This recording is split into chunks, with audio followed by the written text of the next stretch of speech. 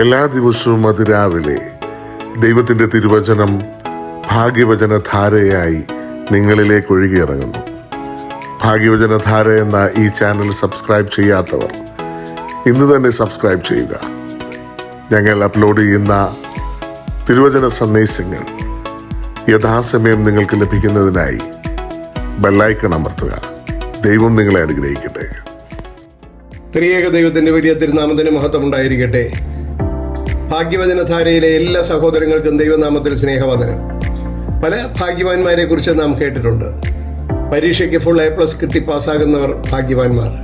ഉപരിപഠനത്തിനായി നല്ല കോളേജിൽ admission കിട്ടുന്നവർ ഭാഗ്യവാന്മാരാ. Lottery അടിച്ച് 1ാം സമ്മാനം കിട്ടുന്നവരും ഭാഗ്യവാനാ. നാട്ടിൽ നല്ല ജോലി കിട്ടുന്നവൻ ഭാഗ്യവാനാ. വിദേശത്ത് നല്ല ജോലി കിട്ടുന്നവനും ഭാഗ്യവാനാ. മനസ്സിനിണങ്ങിയ തുണയെ കിട്ടുന്നവരും ഭാഗ്യവാന്മാരാ.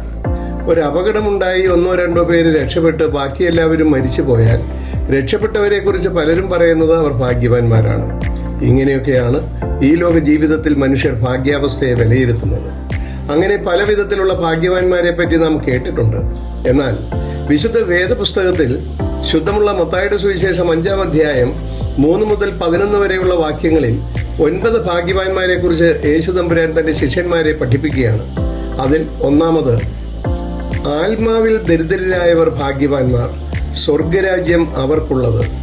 മത്തായിയുടെ സുവിശേഷം 5-ാം അധ്യായം 3-ാമത്തെ വാക്യം. ഈ വാക്യത്തിൽ 2 കാര്യത്തെക്കുറിച്ചാണ് യേശുതമ്പുരാൻ നമ്മെ ബോധ്യപ്പെടുത്തുന്നത്.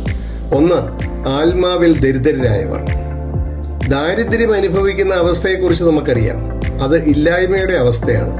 പണമില്ലാത്തവർ സാമ്പത്തിക ദാരിദ്ര്യം അനുഭവിക്കുന്നവരാണ്. ഭക്ഷണമില്ലാത്തവർ ഭക്ഷണ ദാരിദ്ര്യം അനുഭവിക്കുന്നവരാണ്. അതുപോലെ ആത്മാവിനെ കുറിച്ച് അറിവില്ലാത്തവർ ആത്മീയ ദാരിദ്ര്യം അനുഭവിക്കുന്നവരാണ്. ദാരിദ്ര്യം അനുഭവിച്ച് ജീവിക്കുന്ന മക്കൾ ഭക്ഷണം കാണുമ്പോൾ ഭക്ഷണത്തോടുണ്ടാകുന്ന ആർത്തി പോലെ ദൈവമക്കൾക്ക് ആത്മാവിനോടും ദൈവരാജ്യത്തോടും ആർത്തി ഉണ്ടാകണം എന്ന് നാം മനസ്സിലാക്കണം. 2, ഭാഗ്യവാന്മാർ. ആത്മാവിനെ കുറിച്ച് അറിവില്ലാത്ത ആത്മീയ ദാരിദ്ര്യം അനുഭവിക്കുന്ന അവരുടെ അടുക്കലേക്ക് ഇറങ്ങിച്ചെന്ന് യേശുതമ്പുരാൻ പറഞ്ഞു, നിങ്ങൾ ഭാഗ്യവാന്മാരാണ്. യേശു വന്നത് ആത്മാവിനെ കുറിച്ച് അറിവില്ലാത്ത ജനങ്ങൾക്ക് ആത്മീയ അറിവ് നൽകി, ആത്മീയ ആഗ്രഹമുള്ളവരാക്കി, ആത്മീയ സമ്പന്നന്മാരാക്കി, ആത്മീയ അഭിഷേകം നൽകി സ്വർഗരാജ്യത്തിന് അവകാശികളാക്കുവാനാണ്.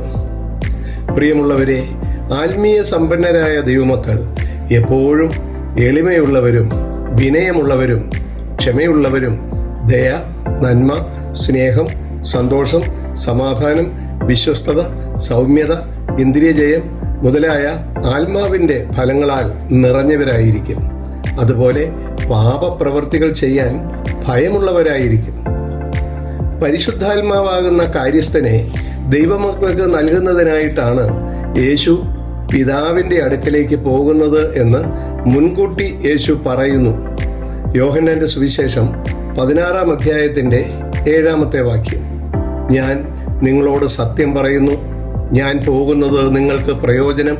ഞാൻ പോകാഞ്ഞാൽ കാര്യസ്ഥൻ നിങ്ങളുടെ അടുക്കൽ വരികയില്ല. ഞാൻ പോയാൽ അവനെ നിങ്ങളുടെ അടുക്കൽ അയക്കും.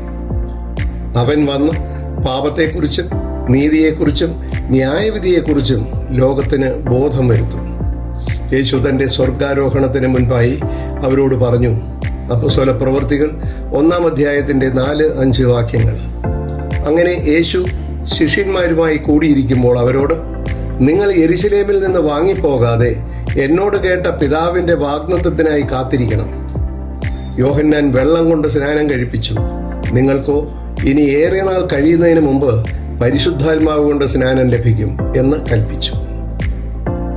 അപ്പോസ്തലപ്രവൃത്തികൾ 2-ാം അധ്യായം 1 മുതൽ 4 വരെയുള്ള വാക്യങ്ങളിൽ പെന്തക്കോസ്ത് നാൾ വന്നപ്പോൾ എല്ലാവരും ഒരു സ്ഥലത്ത് ഒന്നിച്ചു കൂടിയിരുന്നു. പെട്ടെന്ന് കൊടിയ കാറ്റടിക്കുന്നത് പോലെ ആകാശത്തു നിന്ന് ഒരു മുഴക്കമുണ്ടായി. അവർ ഇരുന്നിരുന്ന വീട് മുഴുവനും നിറച്ചു. അഗ്നിജ്വാല പോലെ പിളർന്നിരിക്കുന്ന നാവുകൾ അവർക്ക് പ്രത്യക്ഷമായി. അവരിൽ ഓരോരുത്തന്റെ മേൽ പതിഞ്ഞു. എല്ലാവരും പരിശുദ്ധാത്മാവ് നിറഞ്ഞവരായി ആത്മാവ് അവർക്ക് ഉച്ചരിപ്പാൻ നൽകിയതുപോലെ അന്യഭാഷകളിൽ സംസാരിച്ചു തുടങ്ങി. പ്രിയ സഹോദരങ്ങളെ, ഇങ്ങനെയാണ് യേശുക്രിസ്തു പറഞ്ഞതുപോലെ ആത്മാവിൽ ദരിദ്രരായവർക്ക് ആത്മാഭിഷേകം ലഭിക്കുന്നതും ആത്മീയ സമ്പന്നരാകുന്നതും സ്വർഗരാജ്യത്തിന് അവകാശികളാകുന്നതും. ദൈവം നമ്മെ എല്ലാവരെയും അനുഗ്രഹിക്കട്ടെ.